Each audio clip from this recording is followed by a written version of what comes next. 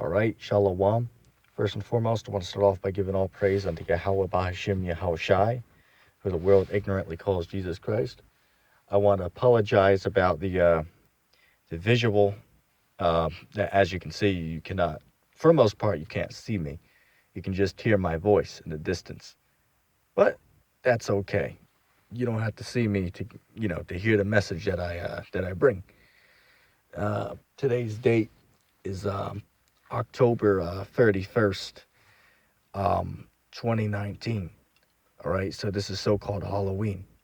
So I'll probably entitle this something that has to do with Halloween. That's a little thing we do every year on this so-called holiday, or as we call it, a pagan day, man. Okay, but I'm gonna start off with this, man. All right, these so-called Christians, man.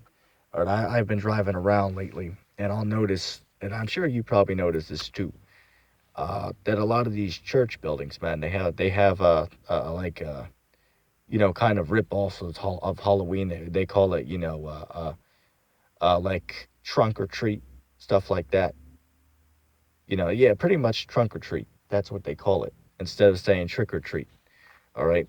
And basically, the kids can, come get candy. They can dress up in their so-called, kid-friendly costumes. And the ironic thing is, where does this all happen? This happens at the church. So, yeah, I mean, you Christians, man. And let me say this. I want to give a little disclaimer. I'm not saying this to all Christians here, because I know there's a good amount of Christians that actually understand, who are even lukewarm themselves, who really don't know anything about the scriptures, who they even understand that Halloween is a pagan custom. So you got to give respect, and yeah, you got to give respect where it's due, man. Okay, you got to give credit where it's due. All right, so yeah, this isn't directed towards all Christians, because some Christians who are even so-called, or not so-called, but, lukewarm, even they know this. You Christians that are out there celebrating Halloween, and let me say this, man, I know family members who are so-called Christians who go out and celebrate Halloween every year, man. All right, so all you Christians are out there celebrating Halloween, man, or these, knockoffs of Halloween.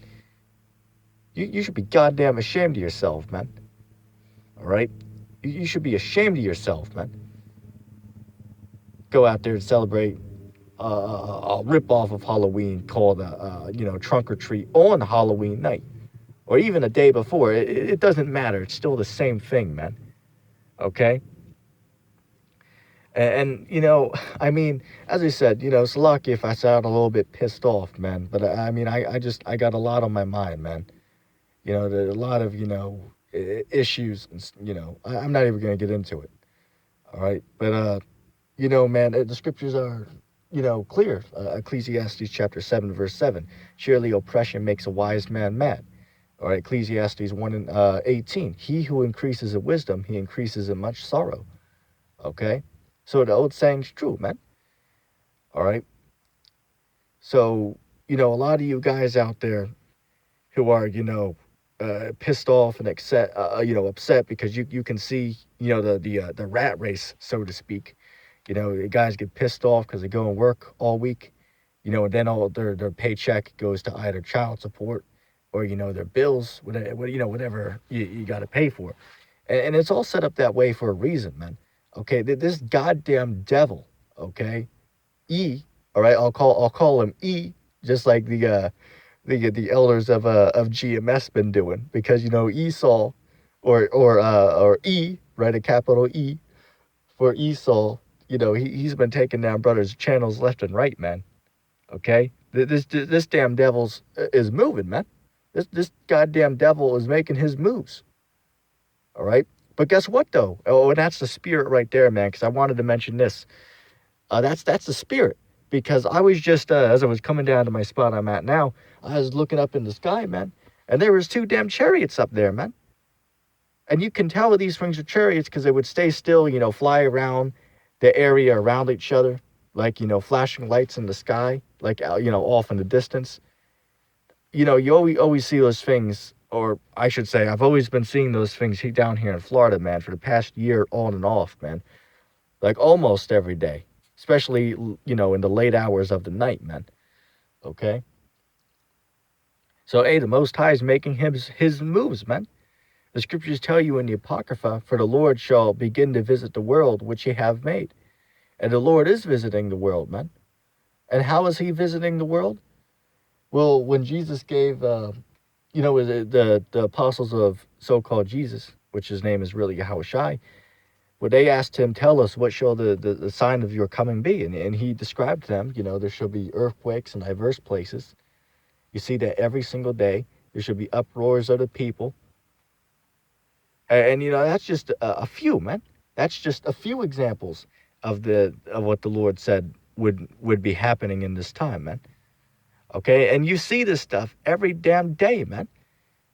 I mean, another thing as well, man. You know, especially down here in over here in America, I should say, it's always a classic thing, so to speak, or common thing to see, so-called children, bucking up against their parents, man. But the Lord, hey, that's prophecy right there. Does not the scripture say, for I have come to set a son against his father and a daughter against her mother? That's what the scriptures say. Okay, so that's prophecy right there, man. Okay? The Lord, the Lord is behind all this stuff, man. As the scriptures say, for I, the Lord, I have created light and I have created darkness. I, the Lord, have done all these things. Okay? And that proves the God of Christianity is just a false idol, man. Okay? Because the God of Christianity is a God of all love, man. Okay? But Christians don't know it. The God of the Bible loves and hates. The Lord's an even balance, man. Okay? So, I mean, a lot of you guys, you better check yourself, man. Okay? Because a lot of you dudes are going to hell off, man. Or a lot of these guys just, and I'm not trying to be prideful, of myself. I'm not saying that I'm on some type of level. I'm just, everything I'm saying can be proven in the scriptures. Okay, so if you got an issue with something I'm saying, well, then you prove me wrong in the scriptures. And if you can't do that, well, then you really can't say much. It's that simple. Okay? Just like the one brother, that one brother, let me say this, man. Let me say this. I am surprised the one brother, the mind of God. How does that brother not yet have damn crouch neck, man? How the hell does the mind of God not yet have crouch neck? All right? I mean, that brother literally the other day, he sat in the same damn position, right? Basically his neck hunched over, in that little position he sits in when he does his live shows. That brother sat in that position for almost damn 4 hours, man. So how the hell has that brother not yet got damn crouch neck, man? I'm just being real, man. Hey, that brother must be into some damn, dark magic, man. And I'm just being sarcastic. I'm being sarcastic. I know that brother ain't doing that. I'm just having a little bit of fun, so to speak. But I was gonna say that, that brother, if he wants to sit there and say, GMS are pedophiles, because they teach that a girl becomes a woman when she gets her period, and then he'll admit, well, yeah, the Bible says that too, but that doesn't apply to today because, and then he'll, you have to give him a minute to try to think of, well, how does that not apply today? Well, that's evil. But wait a second, you just admitted that the Most High is okay with this. But that was 1,000 years ago. That doesn't apply to today. But wait a second, brother. It tells you in the New Testament that Hebrews 13:8, for I, Yahweh, was the same yesterday, today, and forever. So the Lord never changed, man. Sit there talking about, ETT and GMS, those guys are all antichrist, man. They worship a false Christ. Which, first of all, brother, who the hell are you to sit there and say that? Who can then not say that your God is false, man? And the answer is, how do we know? How do we know? And the answer is we don't know. Just as the elder apostle Nahar said a few weeks ago when he was out teaching, he said, because I believe it was Vocam Malone who asked him, or it was one brother who asked him a good question on the comment board, and he said, yeah, we could be wrong. The Most High maybe don't exist. The Most High might not exist. And that's certainly possible. The Most High might not actually exist. Highly unlikely, But, hey, who knows, man? Just like, you got a one YouTuber who named his YouTube channel, The Truth is Stranger Than Fiction. Okay, so yeah, man, the truth is stranger than fiction. Maybe the Most High don't exist. Maybe we do live on a globe. It's possible. But who knows? Nobody can ever know that question, man. We can't call down the Most High and say, see, here's Jesus. Here's a white Jesus. So that proves he exists. Well, I mean, you could always go get, a hillbilly, dress him up in a white gown and say that's Jesus, of course. But anyway, I digress. I mean, there's so much going on, so much you could speak about, man, especially on this night, man. Halloween, man. All right? Especially on Halloween, man. Okay? And again, as I was saying earlier, man, you Christians, a lot of you damn Christians are out there even celebrating Halloween, man. Saying, yeah, we know that, it's not a good holiday, but we still let the kids do that, just so they could get candy, and this just shows how wicked America is, man. Right? I've seen it, man.